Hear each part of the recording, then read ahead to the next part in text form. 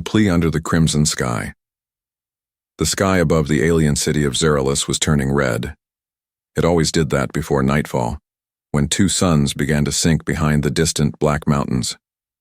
The dusty wind blew softly, carrying the scent of old stone, dry blood, and forgotten cries. In the center of the market square, a woman fell to her knees. Her name was Naira. She was not young anymore, but still beautiful in a quiet, aching way. Her skin was a pale shade of violet, and her long silver hair was messy from days without rest. Her robes were torn. Her hands trembled as she raised them. "Please," she whispered. Then louder, "Please, my daughter is missing." The crowd passed her like she was invisible. Some slowed down. Some gave her a cold glance. Others laughed. "She lost her whelp in the wastes," someone muttered. "No one comes back from there," said another. "She must be desperate to beg like that." Naira's voice cracked. "I don't have money, I don't have food, but I will give you anything you want. Just bring her back." No one stopped. Tears ran down her cheeks as she knelt, lower, her forehead touching the hot ground. "I will reward you with my body, my service. I just find her. Please, please." A pair of boots paused in front of her. They weren't alien boots. They were human-made, dirty and worn from travel. Naira slowly looked up. A human man stood there. He looked tired. His clothes were simple, his arms scarred, and his eyes deep with something she hadn't seen in a long time. "Kindness." "What's her name?" the man asked, his voice low. Naira blinked. Talisa. "She is only 7. She was gathering wild fruit near the cliffs and never came back. I searched all day, then all night, but nothing." The man didn't speak right away. He looked toward the west where dark clouds gathered. That was where the cliffs were, and beyond them, the dead wastes. "You know," he said softly. "No one ever returns from that place." "I know," Naira whispered. "That's why no one helps me." The man looked around. No one met his eyes. The market had turned silent. It was dangerous to show mercy here, and even more dangerous to step into the wastes. Still, he crouched beside her. "My name is Corin," he said. "I'm human. I don't know your world, but I know how it feels to lose someone." "Will you help me?" Naira asked, her voice breaking again. "I don't want your body," Corin said plainly, "but I'll find your daughter." She stared at him. "Why?" He shrugged. "Because someone should." A whisper ran through the market. Someone laughed again. "Foolish human," an old trader said. "She's cursed. The girl is dead. You'll be next." Corin ignored them. He asked Naira for any details, what the girl wore, how long she'd been gone, if she had a favorite hiding place. Naira told him everything she could, even when her voice shook. Then Corin stood and walked toward the edge of the city. The guards at the gate didn't stop him. They simply watched, shaking their heads. "Dead man walking," one muttered. Naira stood slowly, staring at the shrinking figure in the distance. She did not know this man. He owed her nothing. He came from another world, another war, another life. But he had listened. He had heard the pain no one else cared about. She placed her hand on her heart and whispered, "Please, let him return. Please let my baby live." Behind her, the sky burned red, and in front of her, for the first time in days, hope moved with steady, human footsteps into the dark. The road leading to the dead zone was silent, dry, and cracked, like broken glass. No trees, no sounds, no birds. Just sharp rocks and black wind that felt like it could scrape the skin off your bones. But Corin didn't slow down. Each step he took echoed in the emptiness. Behind him, the city of Zeralus was disappearing under the red sky. Ahead of him, a broken warning sign hung crooked on a metal post. It had words in several alien languages, but only one message: no return beyond this point. Corin didn't care. He had been through worse. On Earth, he had survived wars, betrayals, and long nights where death came closer than sleep. But this was different. This wasn't for money. This wasn't for glory. This was for a child. And a mother who had nothing left. He passed through an old iron gate half buried in dust.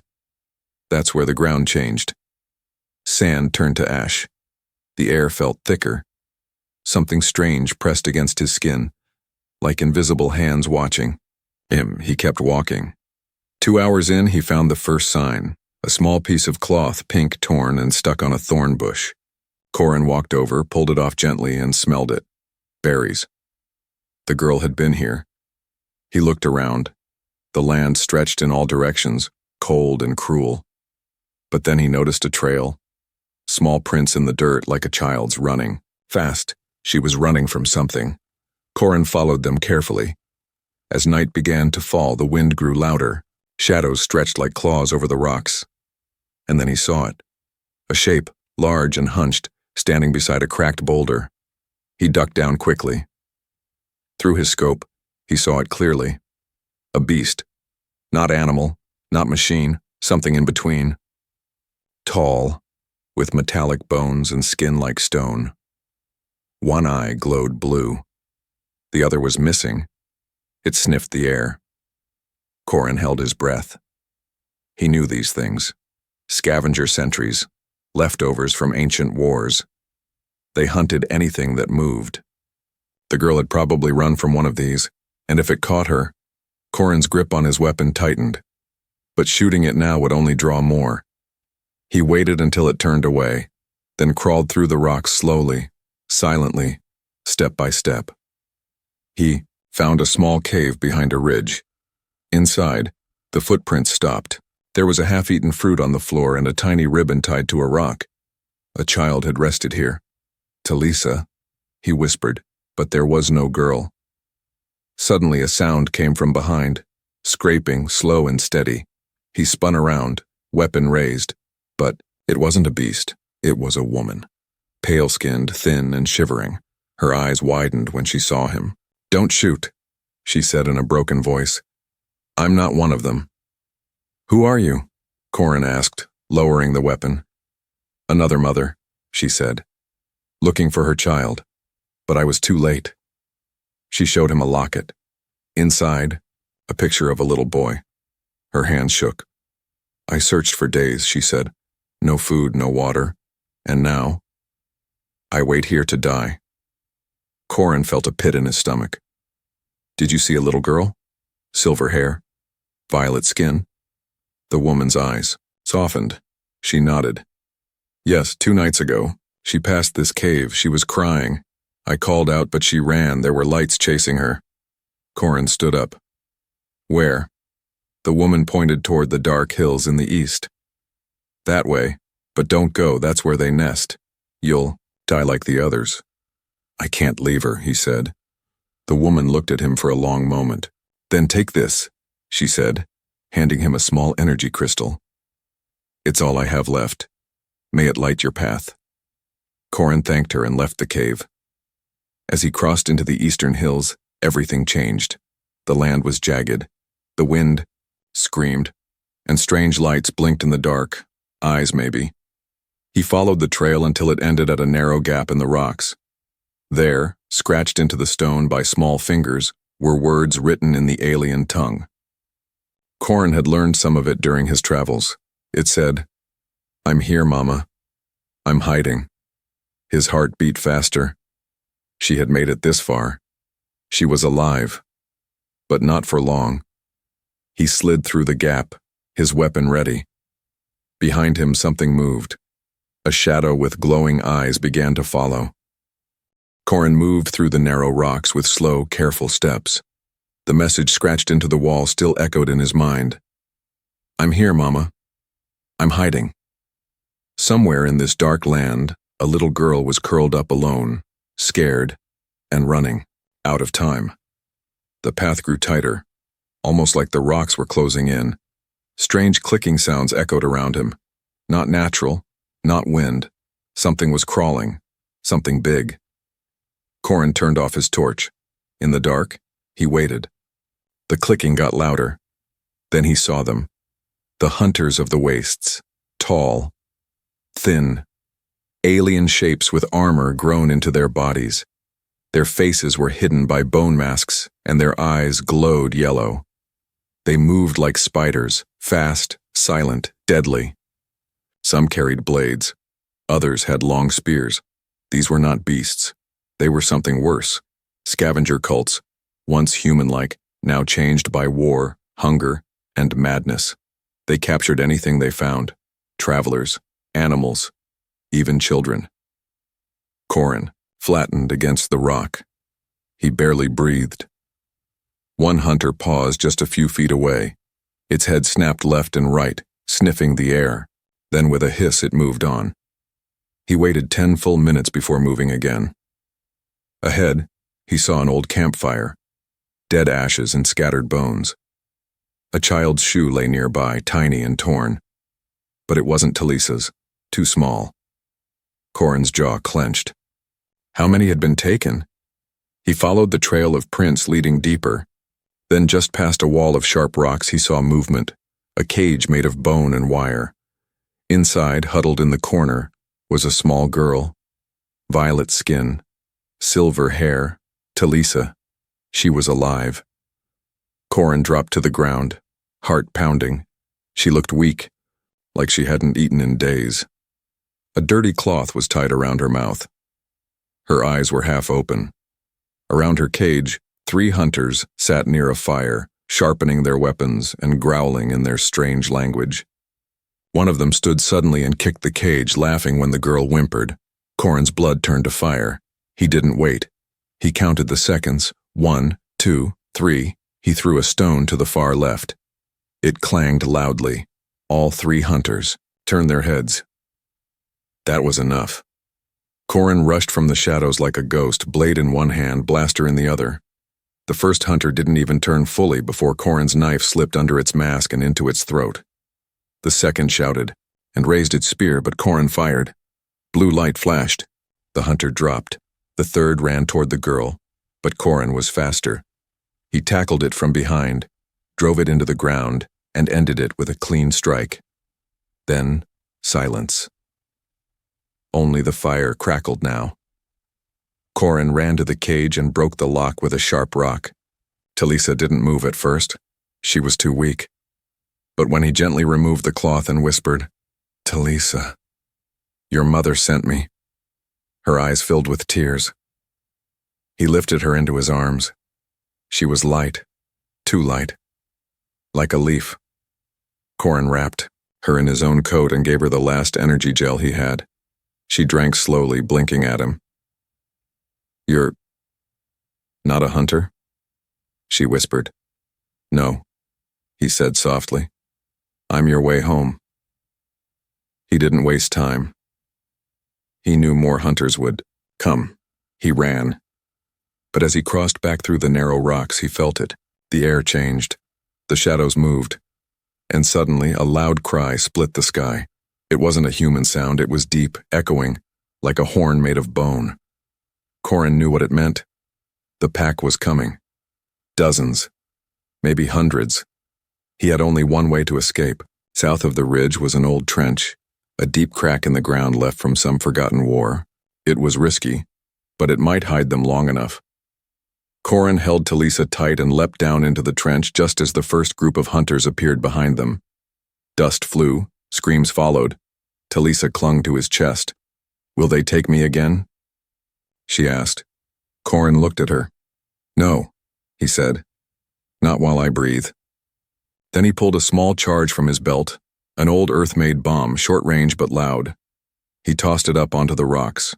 Seconds later, a blast lit the sky. Rocks crashed down. Dust roared. The path was buried. Corin coughed, still holding the girl. Above them, nothing moved. For now, they were safe. He didn't stop. The city was still hours away. But hope had returned. The girl had been found. And Corin, the quiet human stranger, had become more than a hero. He had become a promise fulfilled. The trench was cold and narrow, filled with old metal and broken stone.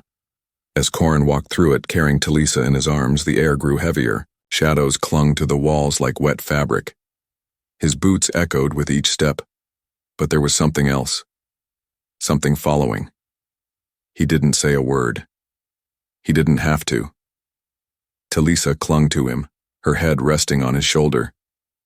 She was quiet, but not asleep. Every time a sharp sound came, like a rock falling or wind whispering, she squeezed her fingers around his jacket tighter. "I'm scared," she finally whispered. Corin nodded. "I am too." He was being honest. The trench was not safe. It was a forgotten scar of an old war where machines once fought and died. Some were still buried here, and some, he had heard rumors, still moved. He found a narrow ledge and stopped. Carefully, he placed Talisa down and gave her the last water capsule from his belt. She sipped it slowly, her lips cracked from days without enough food or water. "We'll rest for just a moment," Corin said, "then keep moving." But just as he sat beside her, a noise echoed from deeper in the trench, a low, dragging sound. Not footsteps, more like something heavy being pulled across stone. Talisa looked at him. "Is it the hunters again?" "No," Corin said. "Something else." He stood quickly and pulled her close. The sound came again. Closer. Now. Corin moved fast, lifting Talisa and rushing deeper into the trench using only the weak light of his shoulder lamp. The walls narrowed, and soon he had to crouch. Behind them, the dragging sound continued, followed by something new. A cry. Not Talisa's, not a human's, but small, soft, like a baby animal in pain. Corin stopped. It echoed again, a little cry, followed by another. Talisa raised her head. "That sounds like the thing in the cage." "What thing?" he asked. "There was a baby one," she whispered. "One of the hunters had it. It cried like that." Corin frowned. He had seen no baby. But then he remembered. There had been another cage covered by a cloth. He hadn't checked it. His only focus had been the girl. Now, something had followed. He turned a corner and froze. In the middle of the narrow path, standing in the weak beam of his light, was a creature. Small, thin. It looked almost like a child, but not human, and not like the hunters. Its skin was gray-blue, its eyes wide and glowing faint gold. It wore no clothes, just thin wrappings around its legs. It stared at Corin and Talisa. Talisa gasped. "That's it. That's the baby." Corin didn't move. His weapon was ready, but he didn't. "Lift it." The creature took a step forward, then another. It made a soft sound like a whimper. It wasn't attacking. Talisa slid down from Corin's arms. "Wait," she said. "Talisa, no." But she walked forward slowly, kneeling in front of the little alien. "It was crying in the other cage," she said. "They heard it too." The creature tilted its head, blinking fast. Then it reached out a tiny hand and touched Talisa's.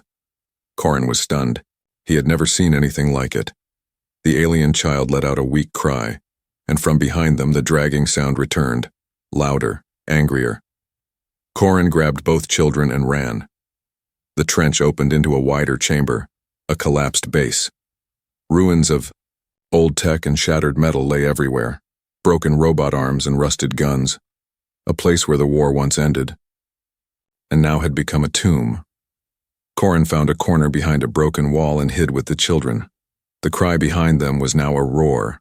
Whatever hunted them was close. And then it arrived. A massive creature with long claws and silver armor on its back. It dragged broken chains behind it. One eye glowed red. The other was torn out. Its mouth was not a mouth. It was a cage full of teeth. It was no hunter. It was something worse. A reaper beast. Ancient machine from the war built to clean the battlefield by devouring the dying. It smelled Talisa. It smelled the alien child. and it screamed. Corin lifted his weapon and fired once. Blue light hit the monster's shoulder. It stumbled, then roared and charged. Corin pulled the children behind him. The wall shook. Stone broke. The Reaper came. Closer. Then Talisa did something strange. She stood up. The alien child copied her. They both raised their hands, and the glow from their skin grew brighter. Corin blinked in shock. It wasn't light. It was something else. Energy. Power. A signal? The Reaper paused. The glow became a hum. The Reaper's red eye flickered, then dimmed. Corin watched in silence as the monster slowly backed away, like it had been given a command. Then it turned and left, dragging its chains behind. The trench was quiet again. Corin looked at the children. Talisa smiled. "He thought we were his masters," she said. "That's what Mama used to say about our bloodline. Old machines listen to us." Corin sat down breathless. He had just witnessed something forgotten, something powerful. Talisa was more than just a child. She was the key to something ancient. And now, he had to get her home. The trench had gone quiet again, but Corin didn't move right away.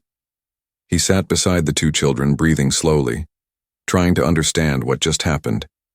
A beast made of metal and rage had turned back because a little girl raised her hand. And the strange alien child, what was he? Corin looked at Talisa, whose silver hair glowed faintly in the dark. "Did your mother ever tell you why the old machines obey your family?" Talisa shook her head. "She said it was blood of the makers, but I never understood."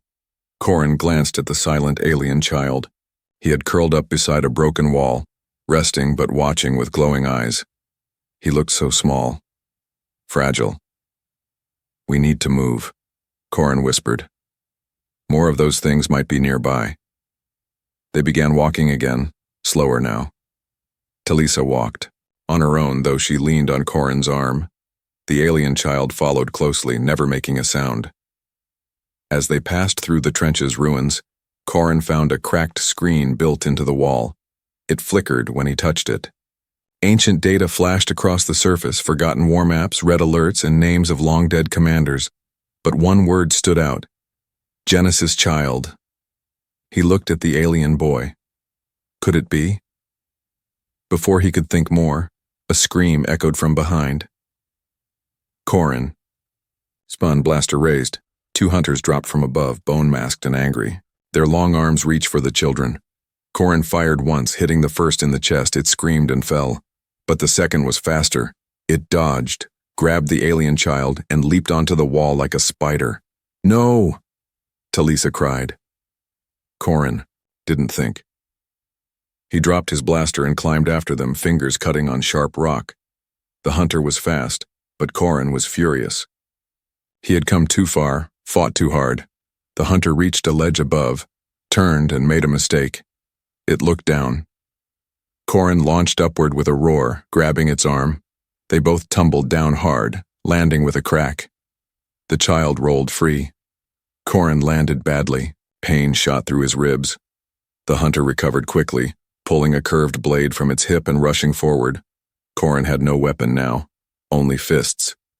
He dodged the first slash and punched hard, his knuckles cracking against the alien's mask. The second strike came close. The blade sliced his arm, but Corin didn't stop. He tackled the creature to the ground, grabbed a rock, and struck again and again, until the hunter stopped moving. His breath came in gasps. His arm bled, his chest ached, but they were safe. The alien child crawled to his side and placed a tiny hand on the bleeding cut. Corin didn't expect much, but then he felt warmth, soft light. The pain dulled. He looked at the child, who just blinked, expression calm. "You're full of surprises," Corin said. They returned to Talisa. Her eyes were wide. "You were like one of the war legends." Corin chuckled. "No, I'm just tired and too stubborn to die." They kept walking until the trench opened into the edge of the dead zone. From here, they could see the dry plains. Beyond, home was still far, but not impossible. That's when they saw her. A tall figure standing alone, dressed in tattered black robes, long silver hair, pale violet skin. Naira, she had come looking. Talisa ran forward, shouting, "Mama!" Naira dropped to her knees, arms wide open, tears falling before her daughter even touched her. They held each other tightly. Their cries filled the air. Corin stood back. Blood still ran from his side. His legs felt weak. But he smiled. Then Naira stood and walked to him. She placed a hand on his cheek, eyes full of emotion. "I didn't think you would return," she whispered. "Let alone bring her back." "I said I would," Corin replied simply. She looked at the alien child behind him. "Who is he?" Corin glanced back. "He was in their cage. They took him too. He's alone." Naira crouched and looked into the child's golden eyes. For a moment, there was silence. Then she said, "He's like us." She took the child's hand gently, but behind them, more hunters were coming. You could feel it. The ground trembled slightly, distant howls growing louder. They had to leave now. Corin turned to Naira. "There's a fork ahead. One side leads to the human checkpoint, but they'll scan us. If they find alien blood, they might separate you and Talisa." "What's the other way?" she asked. "An old village, dead and quiet, but free." Naira looked at Talisa, then at the alien child. Finally, at Corin. "We go with you," she said. He raised an eyebrow. "Are you sure?" She nodded. "You didn't take my body. You gave me back my heart. I trust your path." Corin didn't speak. He just led them into the falling sun, toward a future none of them could see, but all were willing to face. Together. The dying sun hung low behind them, painting the sky gold and crimson as Corin, Naira, Talisa, and the quiet alien child made their way toward the forgotten village. It was a place no one visited anymore.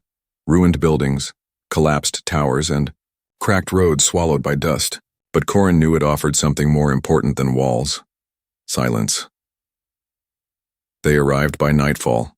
Talisa was too tired to walk.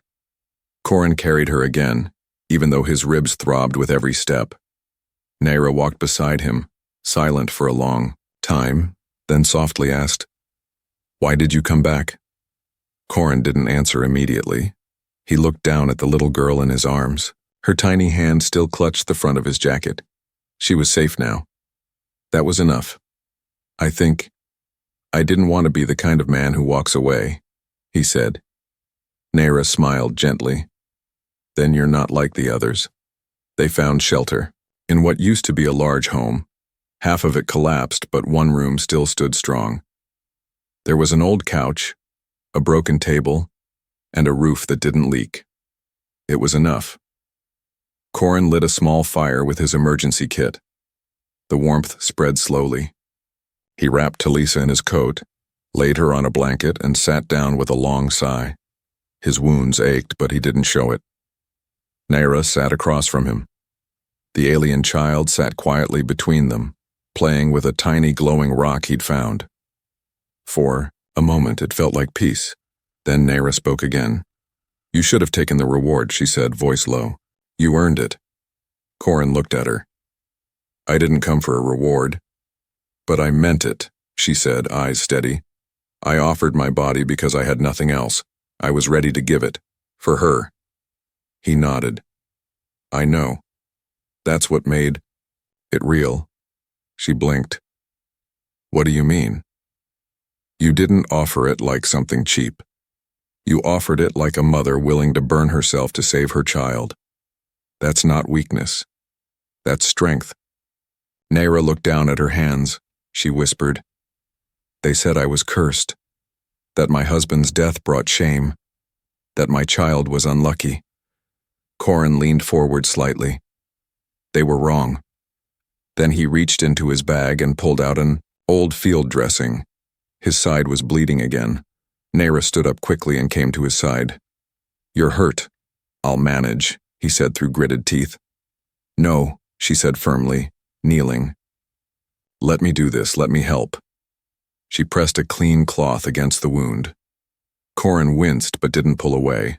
Her hands were steady, gentle, strong, the kind of touch only a mother could give, full of care but born in suffering. "You risked your life for a stranger," she said. "No one does that in this galaxy." "I didn't see a stranger," Corin whispered. "I saw a girl crying for her mother. I saw you begging the world for someone to care, and I thought, maybe I still have something left to give." They sat in silence for a while after that.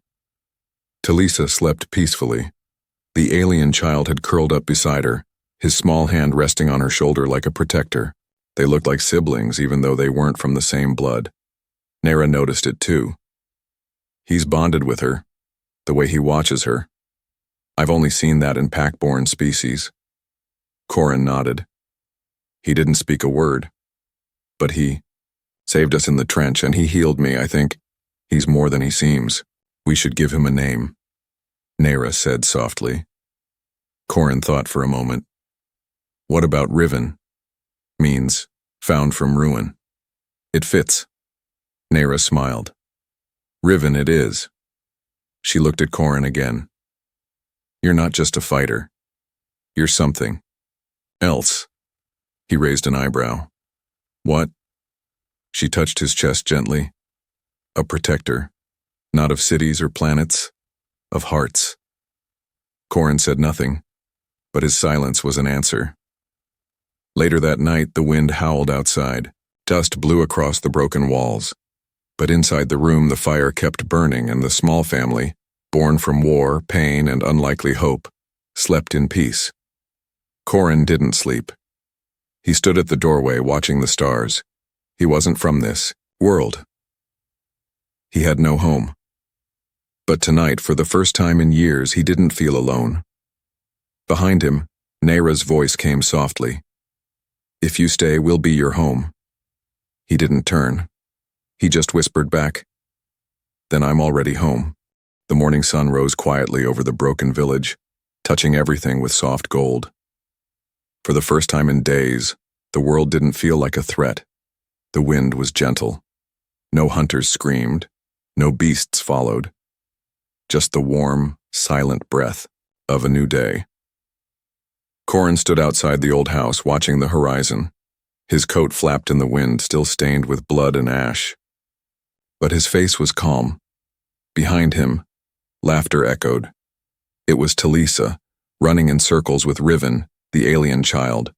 They didn't speak the same language, but they didn't need to. Talisa had shown him a pebble game she used to play with her mother. Riven caught on fast. They moved like siblings who'd always known each other, and watching them from the doorway was Nera. She had changed overnight, no longer bent by grief, no longer trembling. Her eyes were sharp again, her hair brushed back. Her steps were strong, she looked like a woman reborn. Corin, she said softly, come inside, you haven't eaten. I will, he replied, eyes still on the plains. Just watching the road. She stepped closer. Do you think they'll come? The hunters? He nodded. Not today, but they will. We broke their circle, took what they claimed. They'll want it back. Nera didn't look afraid. We'll be ready, she said. Corin finally turned. You're not the same woman who cried in the market square, she smiled. You're not the same man who walked past me. Inside the house, they shared a small meal, dry roots, ration bars, and heatstone boiled water.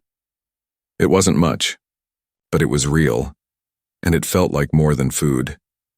It felt like life. After breakfast, Corin checked his gear. His wounds had mostly closed thanks to Riven's strange healing touch. But the pain was still there, deep in the ribs, a reminder that he was still human. Talisa ran up to him and pulled his hand. Are you going to leave now? Corin knelt beside her. Do you want me to? She shook her head fast. You found me. You saved me. And Riven too. Mama sleeps again, because you came. I don't want you to go. He glanced at Nera. She didn't speak, but her eyes said enough. I've never had a home, Corin said. Not since I left Earth. I just kept moving, fixing machines, helping strangers, and walking away. You don't have to walk this time, Nera said. This time, we're not strangers. That night, they built a fire again, stronger than before.